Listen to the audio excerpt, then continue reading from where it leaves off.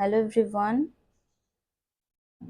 welcome to our channel. So today I am going to discuss about the most important topic, that is toxic chemicals and its effect.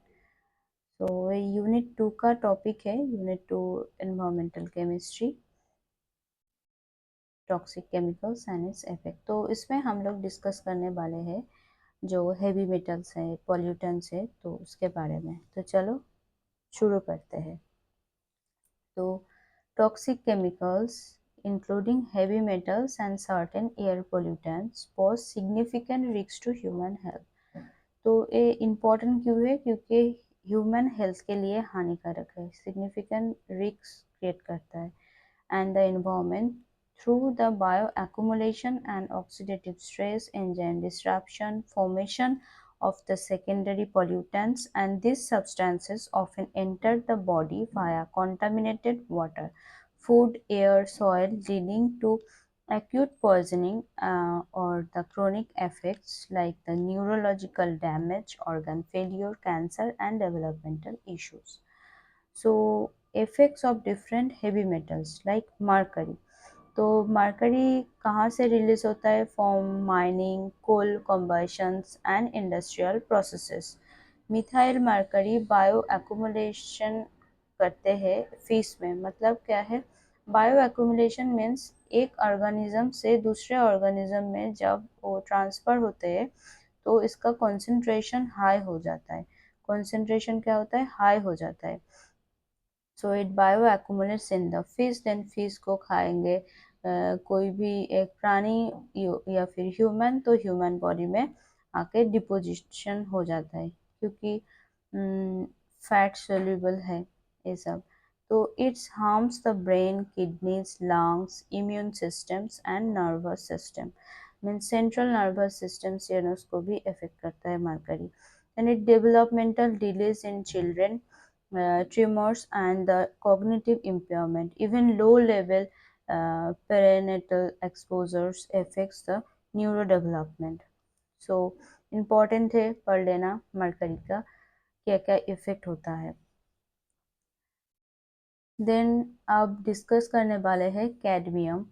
So cadmium sources include batteries. तो battery हम लोग को पता ही होगा, laptops, phones, तो उसके battery में cadmium होता है। Fertiliser, smoking, it accumulates in the kidney and bones causing the renal damage, means proteinuria, bone weakening, itai itai disease. तो हम लोग तो इसको जरूर याद रखना, कैडमियम से क्या होता है? इटाई इटाई डिजीज मीन्स जो बोन है, तो बोन वीक हो जाता है, बोन वीक हो जाता है, सॉफ्ट हो जाता है। मतलब जो कैल्शियम रहता है उसको रिप्लेस कर देता है cadmium. It disturbs the calcium metabolism and induces the oxidative stress. Then आते हैं लेड। लेड क्या करता है? Common in the old paints. तो लेड का सोर्स कहाँ है? Paint, pipes, batteries, gasoline means petrol residues में लेड होता है। Highly neurotoxic, especially in children, lowering IQ, causing the behavioral issues and leading to anemia, kidney damage, hypertension, cardiovascular problem. No safe exposure level exists. It interferes with the heme synthesis, means hemoglobin का जो heme होता है, heme protein, it interferes करता है heme protein के synthesis के लिए and the calcium signalling. तो लेड भी मतलब बहुत ज़्यादा दिक्कत करता है, हेल्थ के लिए हानिकारक है। Then chromium. तो chromium specially hexavalent form chromium जो यूज़ होता है टैनिंग इंडस्ट्री में, लेदर सेक्टर वगैरह को टैन करने में क्रोमियम यूज़ होता है, इलेक्ट्रोप्लेटिंग में और स्टील प्रोडक्शन। तो ये सब इंडस्ट्री में यूज होता है chromium. It is the potent carcinogen, means it causes the lung cancer via inhalation, skin ulcer, respiratory irritation, DNA damage. And tetravalent जो क्रोमियम है ये लेस टॉक्सिक होता है। तो इसको भी याद रखना कि क्रोमियम 6 जो है ये मोर टॉक्सिक है देन क्रोमियम 3 से, है ना। But chromium 6 generates the ROS and genomic instability.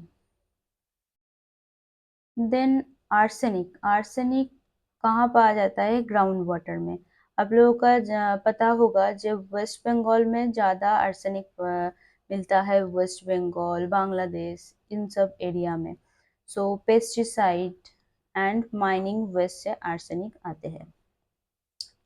So chronic exposure leads to skin lesions, जो जिसको बोलते हैं हाइपर केराटोसिस, मतलब स्किन में ना ये हाथ और पैर के नीच में छोटा छोटा ऐसे छेद हो जाता है, जो स्किन लेशन बोलते हैं। तो ये आर्सेनिक के वजह से होता है। सो इसको ब्लैक फुट डिजीज भी बोलते हैं इसलिए। Peripheral neuropathy, cardiovascular disease and cancer like skin, lung and bladder. It disrupts the DNA, repair the induces oxidative stress. Inorganic forms are most toxic. Then fluoride. So fluoride naturally occurring minerals added to drinking water and dental products. तो fluoride का दो effect होता है, एक positive एक negative. तो positive मतलब fluoride हम लोग को चाहिए थोड़ा सा, बट ज़्यादा हो गया तो नेगेटिव इफेक्ट दिखाने लगता है। So it optimum levels to prevent the tooth decay, dental caries. At recommended the concentration is the strengthen the tooth enamel and reduces the cavities by about 25% in the children and adults. However, the excessive exposure can adverse effect, right? पहले बोला था कि excessive हो जाए तो adverse effect दिखाने लगता है। Then like dental fluorosis, skeletal fluorosis. तो डेंटल फ्लोरोसिस क्या है? व्हाइट स्पॉट हो जाता है, स्ट्रिक्स एंड ब्राउन स्टेन हो जाता है टीथ में। एंड स्केलेटल फ्लोरोसिस में जॉइंट पेन होने लगता है, स्टिफ हो जाता है बोन एंड बोन डिफॉर्मिटीव्स। तो हु का लिमिट क्या है? 1.5 mg पर litre means ppm drinking water के लिए। नाइट्रेट। तो नाइट्रेट क्या करता है? नाइट्रेट कहाँ से, मतलब सोर्स कहाँ है? तो नाइट्रेट का सोर्स ज़्यादातर है एग्रीकल्चरल फील्ड, मतलब फर्टिलाइजर्स जो यूज़ होता है। तो एग्रीकल्चरल फील्ड में बहुत ज़्यादा नाइट्रेट होता है क्योंकि फर्टिलाइज़र यूज़ होता है, फर्टिलाइज़र में ज़्यादातर नाइट्रेट ही रहता है। So septic system animal waste is the common groundwater contaminant, and it is relatively stable but can convert to nitrite in the body and interfering with the blood oxygen transport. तो blue baby syndrome जो है मिथेनोग्लोबिनीमिया, मतलब ये nitrate क्या करता है? Nitrate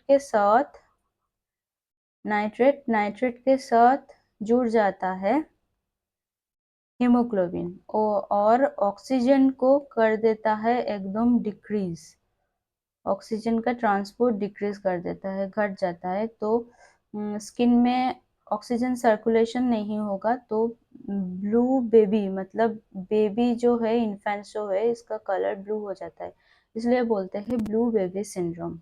मिथेनोग्लोबिनीमिया formation करता है नाइट्रेट के साथ मिलके, hemoglobin and nitrate. So skin turns blue or brown and shortness of breath, tiredness can be serious, fatal in babies under 6 months. तो 6 मंथ के बेबी के लिए इम्यूनिटी बहुत कम होता है, तो इसलिए ब्लू बेबी सिंड्रोम होने का चांसेस ज़्यादा हो जाता है। तो आप मैं डिस्कस करूंगी गैसियस पॉल्यूटेंट्स जो है टॉक्सिक केमिकल्स के अंदर, like carbon monoxide, ozone, PAN, fuses. तो carbon monoxide produce by incomplete combustion, इस लाइन को याद रखना कि carbon monoxide always incomplete combustion से ही होता है। कंप्लीट कंबशन होगा तो वो कार्बन डाइऑक्साइड प्रोड्यूस होगा, राइट।